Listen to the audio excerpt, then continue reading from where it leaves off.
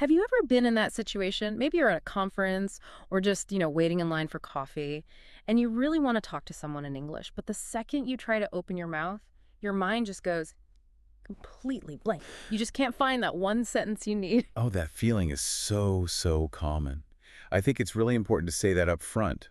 What we see all the time is that, many people learning English, they have the grammar, they have the vocabulary, they know all the pieces. Mm. But that one moment, the actual act of starting a conversation, it's genuinely scary. Right, that feeling of dread. That's exactly what we're going to tackle today.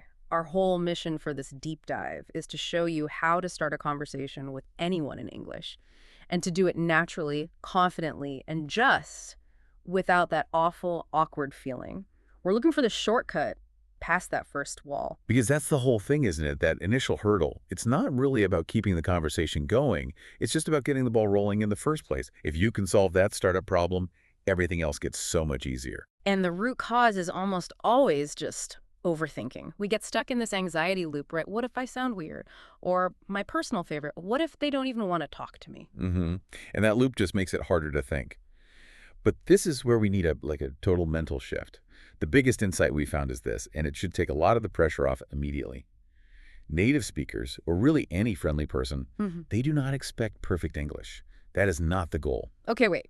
If they don't expect perfection, what do they expect? The single most important element they're looking for and what they respond to is just friendly energy. Mm. If you seem open, positive, and just, pleasant, that matters so much more than a mixed-up preposition every single time. People connect with people, not with perfect grammar. That is such a key point. Friendly energy over flawless grammar. If the vibe is right, the mistakes don't really matter.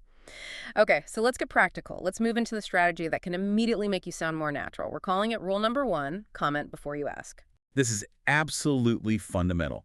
The Yeah. biggest mistake we see English learners make is they jump right into this. Yeah. Well, it feels like an interview. They think a conversation is just about gathering information. Oh, I've definitely done this. Especially when I was learning another language, you feel this pressure to be productive. So you just fire off these questions. The two big ones to avoid are, where are you from? Mm, And the absolute conversation killer, what do you do? exactly. And look, those questions are fine later, once you've built a little rapport. But as an opener, they're so transactional, they put all this pressure on the other person to give a good answer. It's demanding. You're asking them to perform for you. So the strategy is to flip that completely. Always comment first, and then maybe, if it feels right, ask a related, easy question. The psychological difference is huge. A question feels like a test, but a comment is just noticing something you both share. It creates this little low-stakes, safe zone where all they have to do is agree. Totally. It's like if I just walk up and say, what's your biggest personal fear? That's a lot of work. But if I walk up and say, wow, this coffee smells amazing, they can just laugh and say, I know, right? Precisely. Yeah. Comments open the door because you're finding common ground. The source material had some great examples. Instead of demanding anything, you just observe the shared space. This place is really busy today, isn't it? I love that one. You're not asking about them. You're asking about something you're both experiencing. Or another good one was the positive observation, like, that's a really nice jacket. But you don't just stop there. You add a little more. The color is great. Where did you find that? Yes, that turns a compliment into a real opening. You noticed something external, you shared some friendly energy, and you gave them an easy topic, the jacket instead of themselves. The whole dynamic changes from an interview into just two people sharing a nice moment. Okay, so now that we have that core rule comment, before you ask, let's build out the toolkit. We found 5 really reliable types of conversation starters. They're simple, they're short, and they work because they're based on what's happening right here, right now. We call these the 5 safe, natural starters. They're designed so you don't have to, search your brain for some complex idea. You just look around. Okay, so number 1, situation-based starters. This is just using simple observations about the moment.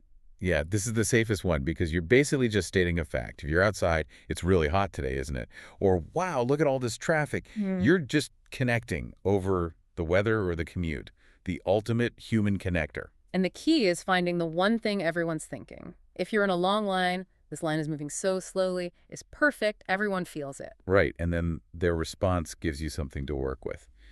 The second category is place-based. So you comment on the shared location, the cafe, the gym, wherever you are. This is great if you're somewhere new. You could say something like, "Have you been here before? I'm trying to figure out what to order."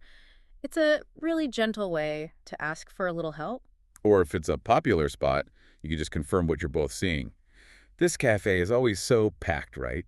Yeah. I guess their coffee really is that good. Yeah. You're bonding over the vibe of the place, and it requires almost no complicated words. Moving on to number 3, we have time-based starters. These are about the general day or time. They're perfect for quick check-ins. Yeah, these are great for, say, colleagues you see around. You could Right. ask, how's your day going so far? Yeah. But honestly, sometimes the shorter version is even better. Just a simple, long day with a little smile. Oh, long day is fantastic. It's like a little social lubricant. It doesn't ask for their whole life story. They can just say, "Tell me about it," or "Not too bad." They Yeah, truly get it. exactly. It's empathy. Yeah. Okay, number 4 is the positive observation. This is the compliment route, but remember, we keep it external, not too personal. Right. So if you see someone with great looking food, that's your in. "Wow, that looks amazing. What did you order?" Or if you see a cool accessory, "I really like your bag." And notice we always try to connect it to something tangible. It looks really practical. Or that color is great. Hmm. You're asking about the item. It's low risk. You're not saying you look great, which can sometimes feel a bit too direct. Mm-hmm. Okay. And finally, number 5, shared experience. This is where you identify a goal you both have in the moment. Yeah, you're confirming you're in the same boat. It instantly makes you allies. At a bus stop, are you waiting for the number 12 too? Is this the right stop? Or if you're both staring at a new machine at the gym, "Is this your first time using this too? I can't figure it out." You're sharing a tiny moment of vulnerability, which is a surprisingly powerful way to connect. The thread through all 5 of these is simplicity.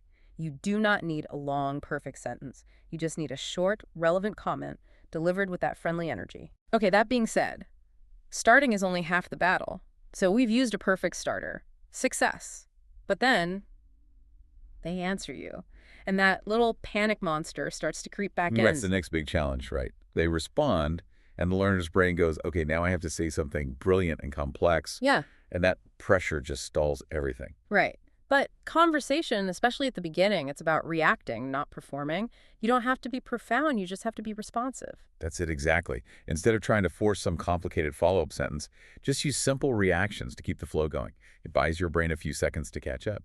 So what are some of those reactions? The sources had a great little list of these conversational bridges. hmm So if they tell you something new, a simple, oh, really, works wonders, or a classic, that's interesting. And if it's something good, you can just say, "Nice." Yeah. Or if they say something you agree with, show some empathy.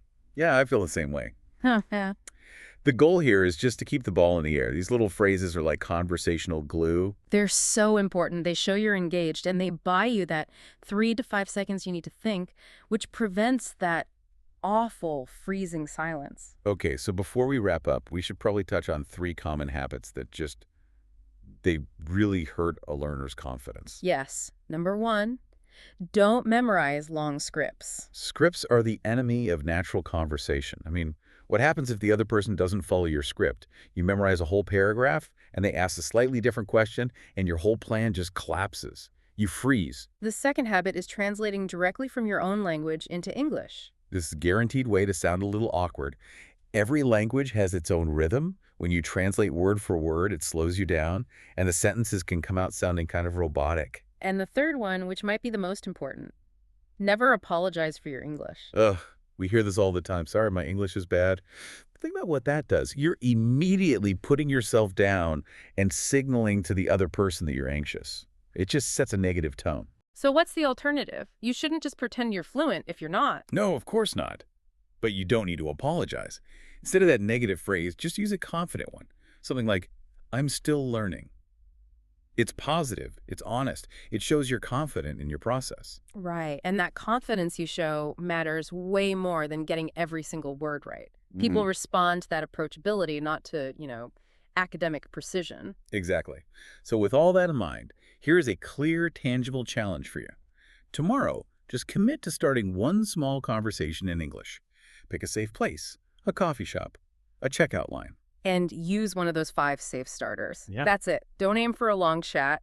Aim for a 3-sentence interaction. Start with, "This place is busy today, isn't it?" Or, "That looks good. What did you order?" And when you do it and you get a positive response back, even a small one, That's a huge win. That's a real step forward. So embrace the process. Use that comment-first approach. React simply and just be friendly. And remember, that person you're talking to, they're probably not judging your grammar. They're just feeling your energy. Now go out and start talking.